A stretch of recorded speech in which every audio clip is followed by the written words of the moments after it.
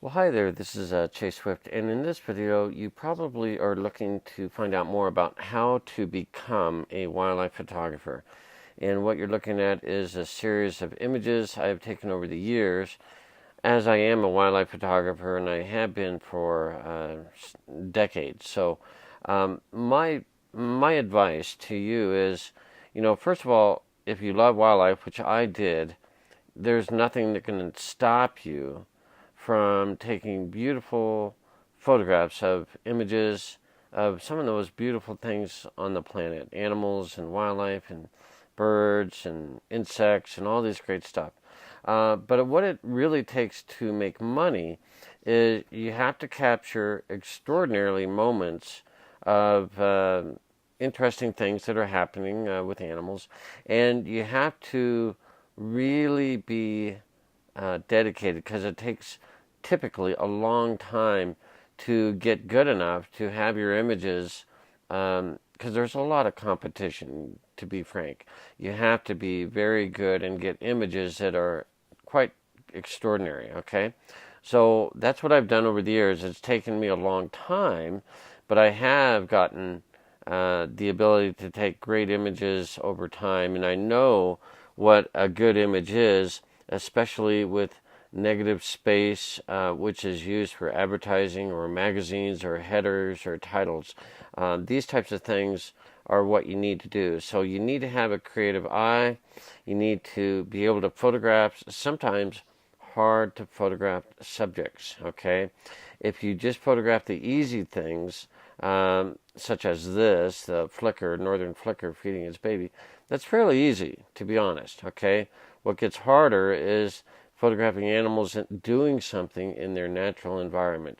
Or when you come across wild animals, as these raccoons were, and I was very fortunate to photograph them, but there's some interaction there together, and you just keep at it. And anytime you can integrate action, that will help a lot. So motion, running, all these things are great. Anytime you can get close to a typically difficult animal to photograph while being safe, this is in a zoo, you can do that as well. But really, it is becoming really creative. It's going to places and not just getting the average photograph, such as this is. It's a very average photograph. It's nice, but it's average. You need to get something above average to be able to make a lot of money. And so you may have to get animals that are really reacting and generating activity with beautiful colors and backgrounds and interesting, putting yourself in that location and being ready and able. Sometimes it takes going to exotic places. Sometimes you can do it in your hometown, like at a zoo with a captive animal, done in a very natural way. So, as a point of reference, this is a captive owl that has been injured, but it was photographed in a very natural and pleasing way. So my advice is go to national parks, get to know your area, and just photograph and do it in a very good way. Now, if you haven't guessed by this, it's so nicely done of a frog. It was actually photographed inside a home in a studio. So it doesn't have to always be outdoors. Sometimes I've rented exotic animals or very hard to photograph animals, and it was very expensive. Sometimes I went to a zoo, and this is a very average photograph, but some people need a picture of a zebra or whatever they need. So my advice to you is do that as your passion. But what I also teach, prospective photographers is learn how to make some income, a secondary income, while you're learning to become a photographer, okay? And what I mean by that is I actually make more money potentially because of the internet and what I've learned to do on the internet to generate a significant secondary income in addition to my photography.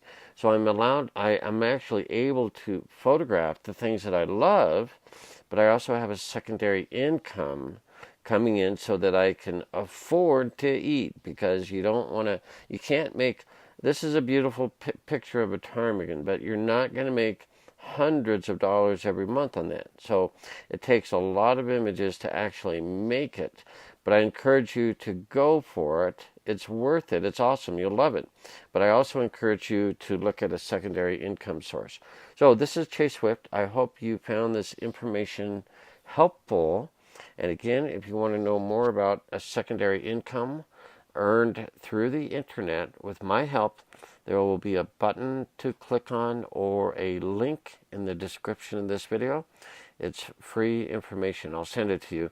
And then you and I can decide if this is a fit for you for the future. Have a great day. God bless.